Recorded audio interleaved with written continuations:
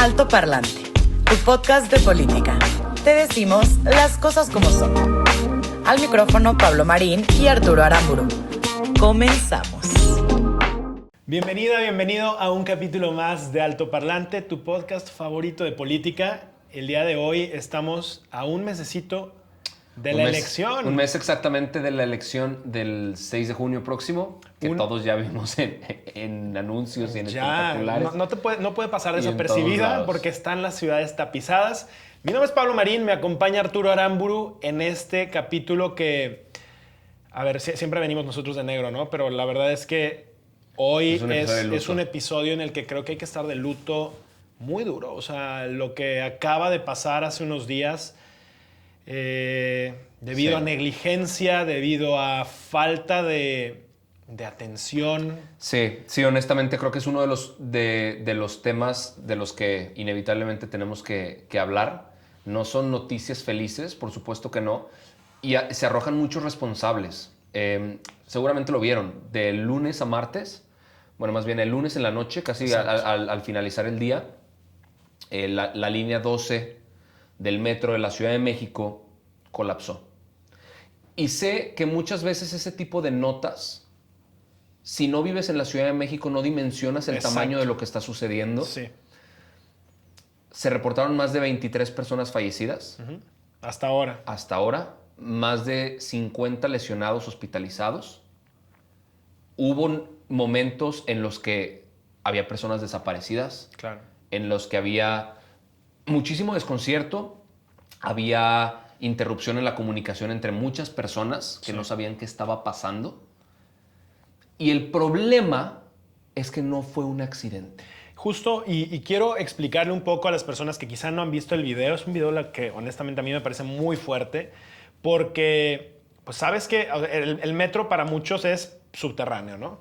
El metro en la Ciudad de México tiene líneas que van por debajo. Hay algunas que de repente salen porque era más lógico que pasara por la parte de arriba. Y entonces se hacen como estas conexiones que son como una especie de puentes, por decirlo de una manera rústica. Espero que no haya especialistas en transportes que me quieran aquí matar por lo que estoy diciendo, pero suponte que hay unas especies de estructuras de concreto por las que el metro iba por la parte de arriba y este metro pues a veces pasa por encima de calles que traen coches, camiones, transitan personas y en un momento, mientras estaba pasando una de las líneas, exactamente, la línea 12 con un convoy de vagones y por supuesto que personas que en un lunes, después de trabajar, después de salir, después de lo que fuera, regresaban a su casa a descansar con su familia y colapsa. Colapsa de una manera en la que las personas que estaban arriba, por supuesto que terminan heridas y o muertas. Y las personas que estaban abajo, evidentemente aplastadas. Sí. Y lo peor es que de esto ya tenía conocimiento el gobierno. Ese es el tema. Ya en casa se preguntarán, pues sí, se cayó, puede pasar, puede sucederle a cualquiera, ¿no? Es un accidente. A ver, no es un desastre natural, no son homicidios dolosos, se le llama negligencia gubernamental. En el sismo del 2019 quedó dañada la línea 12 del metro. Uh-huh. El gobierno lo sabía. La gente se los dijo. Bueno, hay una cantidad impresionante de fotografías de ciudadanos que habían estado capturando fotos y videos para decirle al gobierno lo peligroso y lo riesgoso que era ya esa línea. Y el gobierno, ¿sabes qué fue lo que hizo? Nada. Dejar pasar tiempo como si el tiempo fuera a corregir algo que necesitaba mantenimiento y que necesitaba entenderse. Y ahora, esas personas, esos 23 muertos, pagan las consecuencias de alguien que no quiso hacer su trabajo. Y en más de un episodio ya les hemos hablado sobre el gran problema y lo caro que es la austeridad republicana que ahorita nos están queriendo ensartar. O sea, al final son vidas. Uh-huh. Los que algunos pesos de ahorro de presupuesto en el metro ocasionaron. Ahora sí, Claudia Sheinbaum ha salido más de una vez tomándose fotos limpiando los letreros del metro. Sí. Pero sus inversiones en el metro son una porquería, el mantenimiento completamente ausente, la directora del metro se deslinda de cualquier información que se dé y no es el primer aviso. A ver, este ya no fue un aviso, pero hubo Claro. varios avisos. Sí. Ya se había incendiado varias veces en este último año algunas estaciones del metro. Dejó de funcionar. Dejaron de funcionar varias líneas completas. Y este representa el que es el accidente en el metro más fuerte que hemos tenido en la historia después del terremoto del 85, cuando también chocaron 2 vagones y ni siquiera hubo tantos heridos como en este. Y ¿sabes qué es lo que a mí me parece indignante? Lo que a mí me parece... Ay, no sé, o sea, hay cierta impotencia detrás de esta emoción. Es que el gobierno pretenda tapar con un dedo el problema y evitar hablar al respecto. Sí. Al día siguiente de que esto sucedió, el presidente no fue para dedicarle ni siquiera un tuit, Sí. dijo un comentario más obligado que por realmente empatizar, entender, por apoyar a las víctimas. Sí. ¿Dónde queda este gobierno humanista, carajo? ¿Dónde queda esta sensibilidad por el pueblo, que es el que se está moviendo en el transporte público a las 11 de la noche al salir de su casa y que por una falla, por una omisión de alguien, hoy perdió la vida? Totalmente de acuerdo. Ahora, las culpas se empezaron a mover de un lado a otro. O sea, la bolita se la van a empezar a aventar. Lo inmediato que se dijo fue Marcelo Ebrard diciendo coopero con lo que se tenga que cooperar, porque a ver, la línea 12 la inauguró Marcelo Ebrard. Exacto. Cuando él era jefe de gobierno en la Ciudad de México. Hoy es el Después, secretario de Relaciones Exteriores en la administración de Andrés Manuel López Obrador. Después se dieron muchos escándalos de cómo los fondos no habían sido manejados de manera correcta, de cómo la construcción había sido deficiente, de cómo se habían querido ahorrar algunos pesos en la construcción escogiendo materiales que no correspondían y técnicas que no correspondían, pero fue la línea dorada que ellos habían inaugurado con muchísimo, muchísimo orgullo.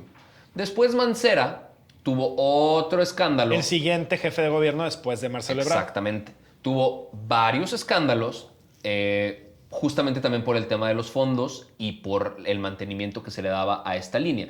A ver, la línea ha tenido problemas desde que se inauguró. A los 20 días de haber sido inaugurada, tuvo que parar operaciones por problemas eléctricos. A los 20 días de ser inaugurada. Entonces, algo se veía que estaba mal, ¿no? Y hoy, lamentablemente, terminan siendo 23 vidas, que pudo haber sido peor incluso. O pudo no haber sucedido.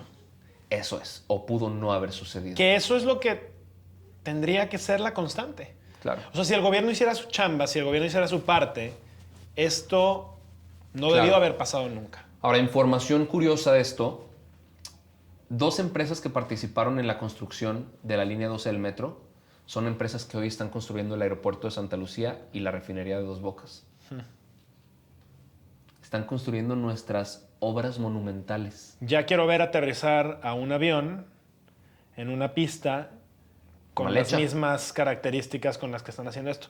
Digo, ojalá que esto sirva para que los ciudadanos abramos los ojos, para que tengamos claro qué tenemos que exigirle a nuestros gobernantes, dónde tenemos que poner atención, porque creo que esto sí tiene un punto de solución.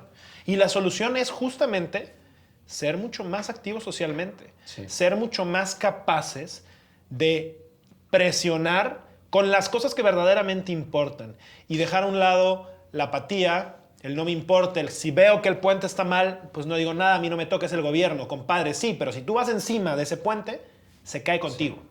Y hubo mucha crítica alrededor de si se politizaba o no una tragedia como esta. A ver, no nos confundamos. Exigir justicia y exigir que se hagan las cosas bien no es politizar. Y si lo fuera, es politización justificada. Y que se haga con todos. No nos hace menos empáticos el querer que se rindan cuentas de este tipo de obras mal hechas y de este tipo de negligencias hechas desde el gobierno. Ahora, lo que sí está mal es quienes, a pesar de ver la tragedia que estaba sucediendo, se atrevieron a decir que esto capaz era un atentado de la derecha para ver cómo desestabilizar el gobierno de Andrés Manuel y el de Claudia Sheinbaum previo a las elecciones. Qué mentada de madre.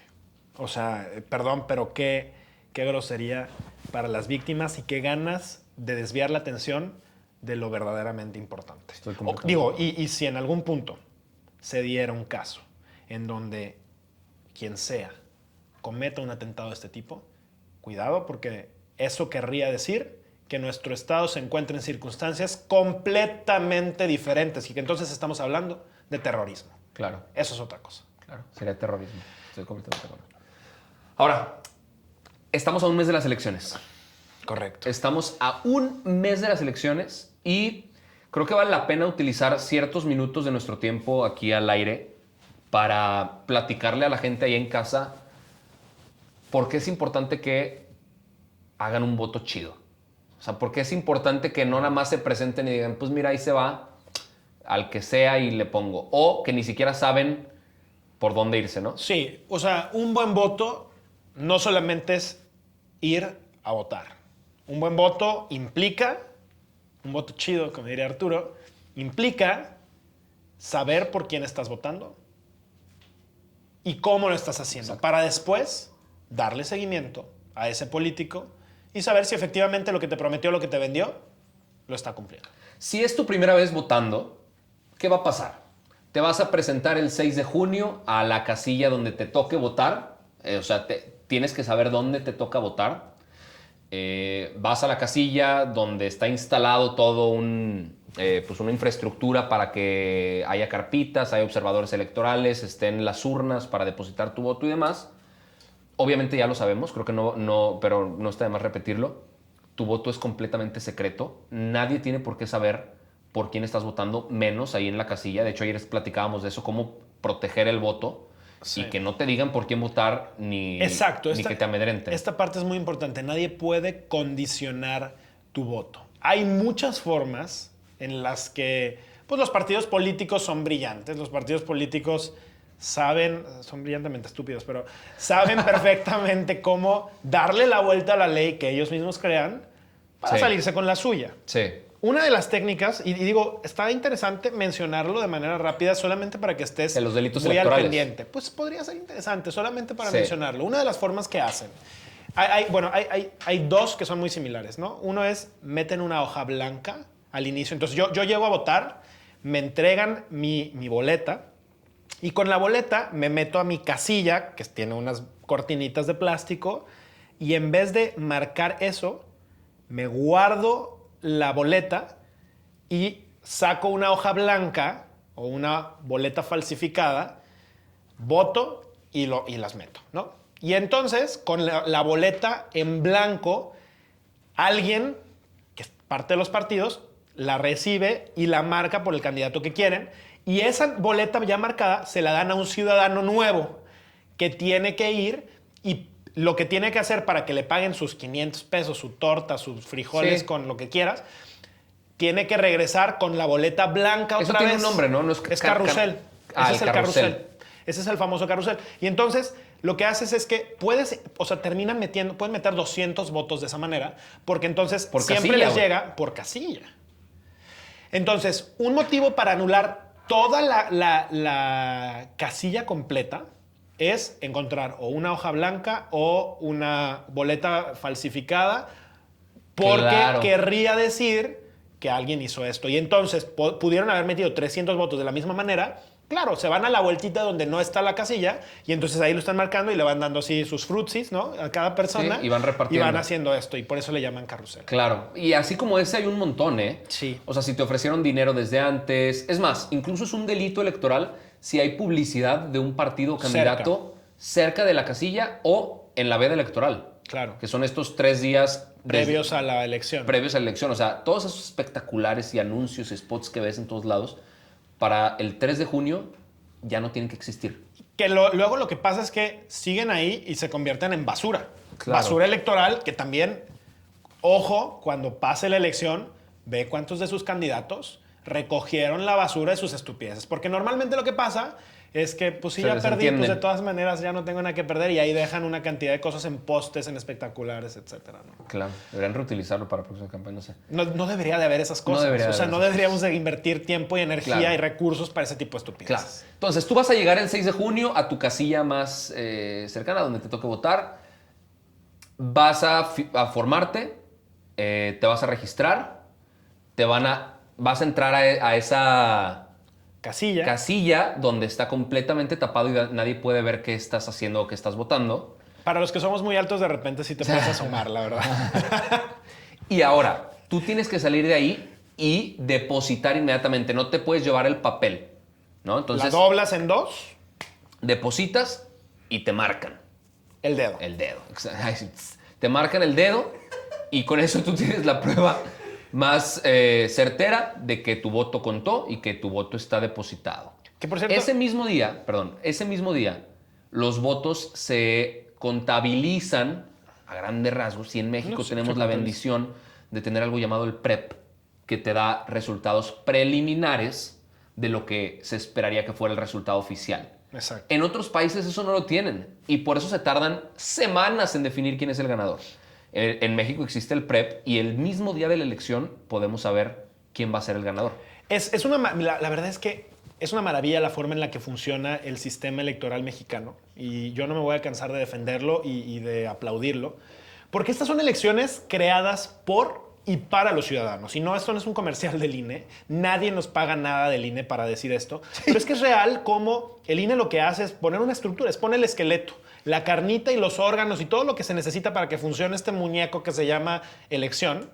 Somos los ciudadanos. Los ciudadanos son los mismos que votan. Los ciudadanos son los mismos que cuentan los votos. Sí. Los ciudadanos son los mismos que mandan cuántos votos fueron, se ponen de acuerdo. Hay observadores de diferentes partidos políticos, hay observadores del mismo Instituto Nacional Electoral.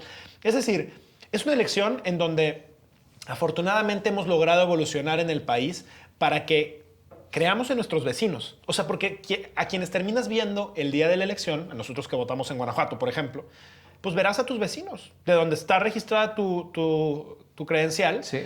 Y quizá el que es el presidente de la casilla es el que está a 3 casas tuyas o quizá está a 2 calles más adelante. Pero esa forma en la que estamos haciendo estas elecciones, para mí es una forma muy interesante. Qué mejor, qué mayor credibilidad que personas que conocemos estén cuidándola y que nosotros mismos, porque también ya pasaron los tiempos, pero la próxima elección, te invito a que lo hagas, te puedes registrar para tú misma, tú mismo ser observador electoral, ser parte del proceso. Y si no crees, de esa manera te aseguro que te va a quedar claro que funciona. El comentario inició porque estábamos platicando que estamos muy a tiempo todavía de informarnos, de presentar un voto. De hacer una diferencia. Un voto chido, de realmente saber por qué y por quién estamos votando y por supuesto para poder exigirle después de que emitamos el voto. O sea, claro, empezar votando, pero terminar exigiéndole que te cumpla lo que se prometió, ¿no? Exacto. Entonces, a ver, plataformas hay un montón para revisar propuestas. De hecho, la mayoría de los candidatos todos lo tienen que arman subir al INE. Sí, pero la mayoría de los candidatos arman sus propias plataformas para presentar sus proyectos páginas, de gobierno, que a mí me parece muy, muy bueno, siempre y cuando los cumplan.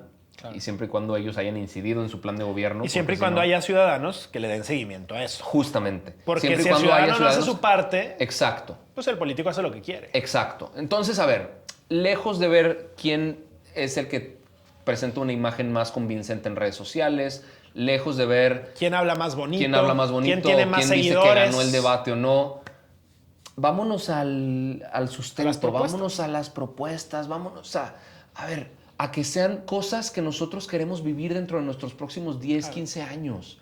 Porque a pesar de que estos cuates tienen solo 3 años o 6 años en el cargo, definen muchísimo de lo que va a pasar en los próximos 20, 25 años y depende muchísimo de una administración lo que pueda repercutir en otras. Entonces, si tú crees que tienes que vivir de cierta forma cuando tengas hijos, Claro. vota bien. Si tú crees que te gustaría que algo fuera diferente en tu ciudad porque tus hijos o tú, tu familia, tus papás se merecen algo mejor, vota bien. Y dile a tus amigos que lo hagan igual. Sí. O sea, convirtamos esto, sé que no nos vamos a cansar de decirlo, convirtamos el votar en algo que se vea, o sea, ya no me gusta En un motivo de orgullo. no me gustaría usar palabras ya en este podcast, pero que se vea chingón, o sea, que te sientas orgulloso de decir, sí, yo fui y voté. O sea, que el que se vea mal, sea el apestado sea el que no votó. Claro, en un motivo de orgullo. O sea, el ser buen ciudadano, desafortunadamente en nuestro país, está ligado a, pues sí, el tetazo, ¿no? O sea, el que de plano no, o sea... Ajá. Y pareciera que en nuestro país el que el que se friega más gente es el fregón, ¿no? O sea, no se trata de eso. Yo creo que tenemos que cambiar parte de esta cultura y tenemos todo para hacerlo. Estamos muy a tiempo y seguramente que estas serán extraordinarias elecciones en donde los ciudadanos, las ciudadanas, las personas que están allá afuera y que hacen y viven todos los días en las calles una vida, pues finalmente van a elegir a quiénes son los gobernantes que queremos tener. Esto fue Altoparlante, tu podcast favorito de política, en un episodio más reflexivo y motivacional, pero creo que vale la pena. Gracias por habernos escuchado, gracias por compartirnos, gracias por estar al pendiente del contenido que subimos. Se viene un mes muy bueno, la recta final de las elecciones. Un cierre. Vamos a estar pues mandándote toda la información que nos llegue a nuestras manos. Gracias, esto fue Altoparlante, tu podcast favorito de política. Chao.